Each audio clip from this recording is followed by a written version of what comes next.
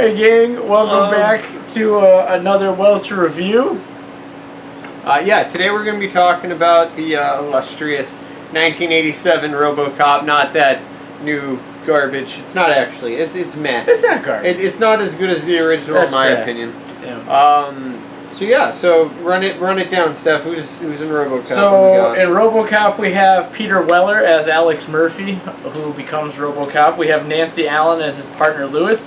You have Ronnie Cox as Dick Jones. You have Dan O'Herlihy as the CEO of Omni Consumer Products. He's just referred to as the old man, and he low-key looks like Judge Spaulding from Caddyshack.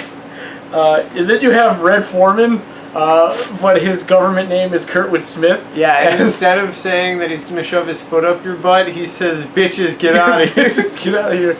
And his name is Clarence Boddicker in this film.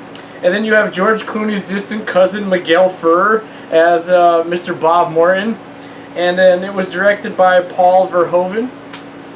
That's George Clooney's cousin? Miguel Ferrer, yeah. That's cool. According to Uncle Sean. Oh. So it could be wrong, but I'm willing to risk it. Uncle Sean might be right. Now, fun fact before we get into this, Sam, Robocop, as I remember, was like your pick when we were at the Suncoast Video. Yeah, so Suncoast Video was like Blockbuster, essentially, for those of you who don't know. I think it was more local, wasn't it? That I don't know. I just know there's one in Westfield and Pops. So maybe it wasn't, but yeah. So that's where we'd get movies, and that's what I used to pick. I liked RoboCop a lot, and over the years, I still like RoboCop a lot. But thanks to Sam, I like RoboCop a lot. Yeah. So thank you. So as far as the story itself goes, it's about a dude who gets killed, and then they bring him back as a robot, and before he was a cop, so when he gets brought back, he is a Robo-Cop. And that's the premise. Is it safe to assume that Robo stands for robot? No, can't be. He's a cyborg. That'd be stupid. Yeah, that's exactly what it stands for. But yeah, he's a cyborg, which is a mixture of a human man or female, just human. I don't know why I said man. Human and a beep boop bop boop robot, you know? Yeah. Yeah. Wow! Yeah, it's R2D2. Famous quotes. So before we start like talking about the plot, this movie is very charming. It's kind of campy in that like 1980s sort of way. Not as much as like a Judge Dredd with Stallone, but still a little campy. You know, you still have some goofy stuff that goes on, but what makes the campiness good is they have these constant commercials and advertisement to really suck you into like the future world of Detroit. Yeah, future world of Detroit. But doesn't it take place in like 2020 or something? Like it takes place now. It might take place now, but it's definitely in the future, right?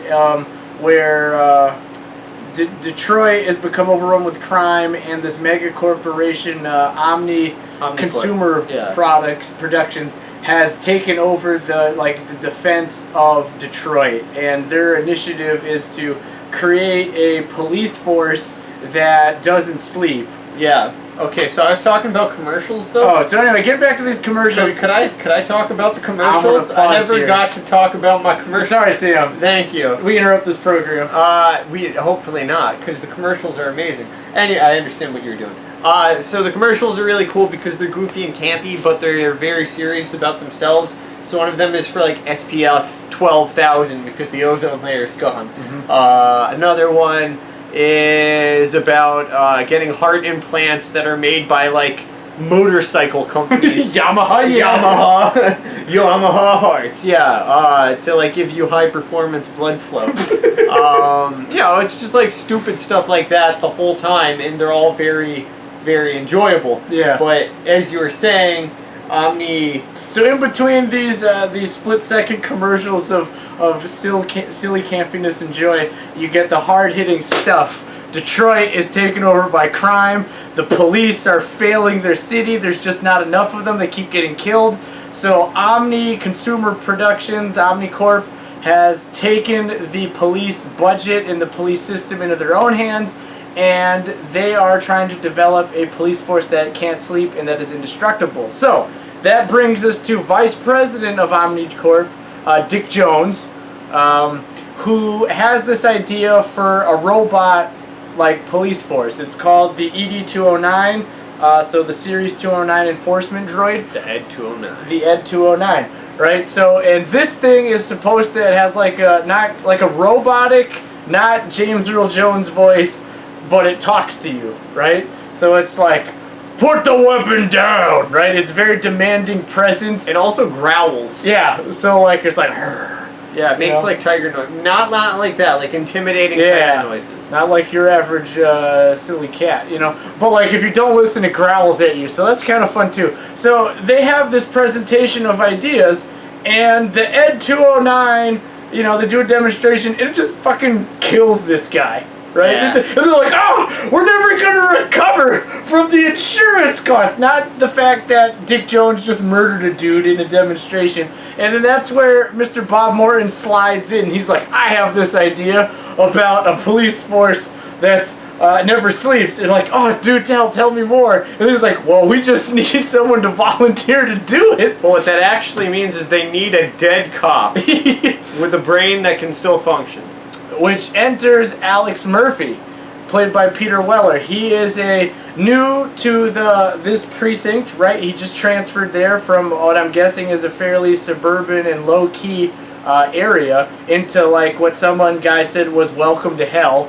And you know, his first day on the job, he has a new partner, Lewis, who seems pretty cool, played by Nancy Allen. She not ironically, but she's the only person to be in all three Robocop films. Yeah, Robocop you know, switches, but she's only consistency.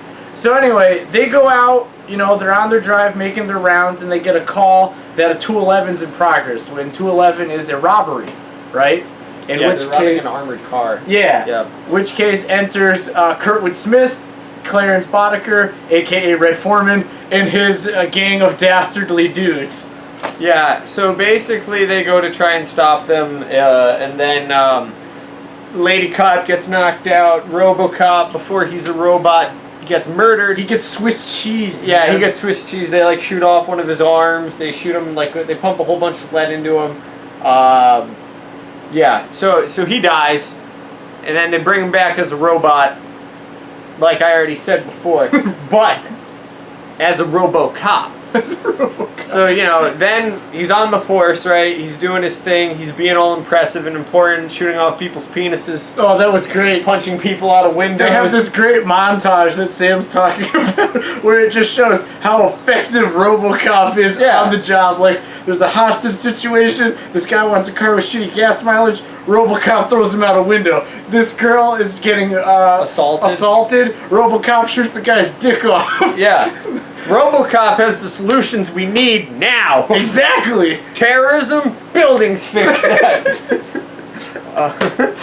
You know, you're gonna rape someone, you get your dick shut off. Yeah. Problem solved. Yeah. So, anyways, effective as fuck. So that all happens, and while Robocop's like out on his tirade, he stumbles into like the people who killed him, and his brain starts tweaking out because he's got the robot stuff in there, and his brain's supposed to be white, but he also kind of remembers being murdered by these dudes. Yeah. So then he goes and tracks them all down, and he figures out that they're being sponsored by Omnicorp. Evil Dick Jones. Evil Dick Jones.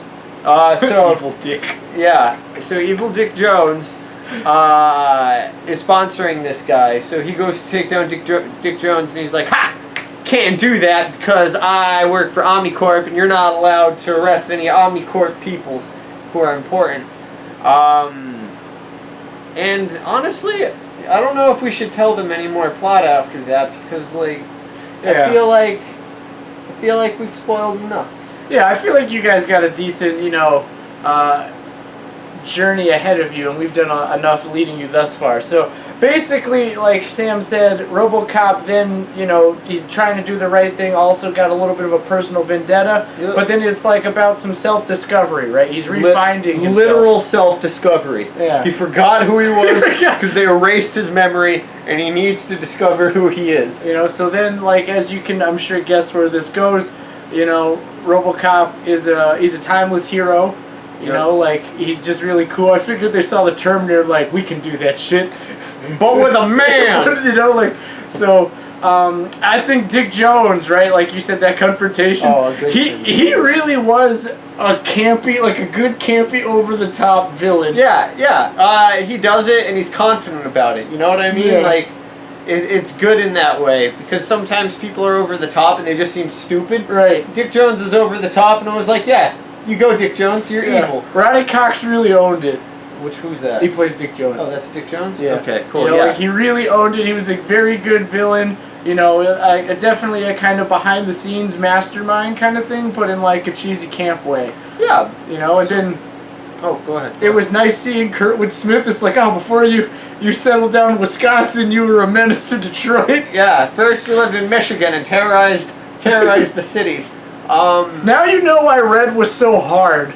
Because he was a badass in Yeah, Detroit. because he was a drug dealer and you know, an arms dealer, Yep. a mass robber, mass murderer, cop killer, womanizer, yeah, prostitute, lord, pimp. Yeah, that's a pimp, right? That's a pimp. Yeah, that's a prostitute. I like that better. I'm a lord of prostitutes. Prostitute lord. On your rap sheet, what are you in for? I'm a prostitute lord. Fuck. Yeah. But he also had some of the good one-liners, like the armored car chase was like, "Tell me, Bobby, do you fly?" Yeah. And then they throw the fool out the just out of car into another car. You know, or when they kick open Morton's door and it's like, "Bitches be gone." Bitches leave. Bitches leave. I love that line. Bitch. It's so silly. Especially when you hear it from Red Foreman. Yeah, so overall, a solid movie. As far as like critiquing it as like a work of art, I would not place it very high. But as a movie that you'll watch and you'll be like, dang, that was fun. I enjoyed that. It's pretty high up there. Like, I like watching it. I never really get tired of Robocop. It's just it's a good time. It's just good fun. Yeah, maybe not for the whole family, but for the ones who are like 14 and up, you know? You know, like, check this out 1 second. So, like, our dad,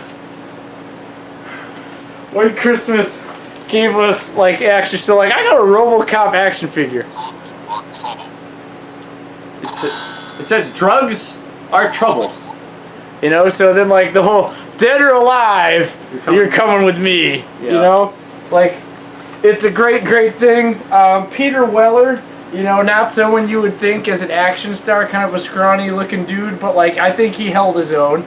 You know? I'd like more Peter Weller. Especially when he was decked out in, like, giant robot armor. Yeah, you know, he did really well. You know, and I wish it was a trilogy he stayed with. You know, he was in the first two. There's talk that they're doing a direct sequel called Robocop Returns, which had Peter Weller coming back. That's cool. I don't know if that's happening or Robocop. not, but that'd be dope. Yeah. But, you know, like Sam said, Robocop is, I don't know if it's art, but it's damn good entertainment. Yeah. That's a good way to put it. Yeah, this has been the Welch Review, bringing to you some Robocop. Dead or alive, You're coming with me. we'll see you next time.